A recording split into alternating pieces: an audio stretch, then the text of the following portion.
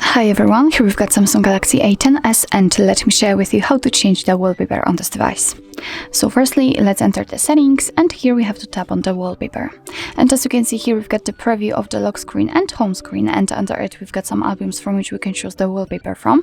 We can choose it from My Wallpapers, and here we've got some defaultly installed ones. Here we've got our own gallery, so obviously we will be able to pick our own photo and set it as a wallpaper. We've got also wallpaper services, and after tapping on Explore More Wallpapers, if you will have the internet connection, then you will be transferred to the Galaxy A10s, and from there you will be able to download some wallpapers. What's more, we've got the option apply dark mode to the wallpaper, so if you will have the dark mode applied to actually your device, then it will affect the wallpaper, so it will make it a little bit darker.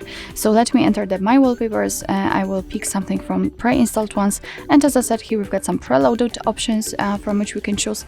In order to check the preview, all you have to do is simply tap on it, and right now your device will ask you where you want to set it, so you can set it as a wallpaper on the home screen, lock screen, or both. I will pick both option, and after tapping on it, you can actually see the preview, how it will look like on the home screen and the lock screen.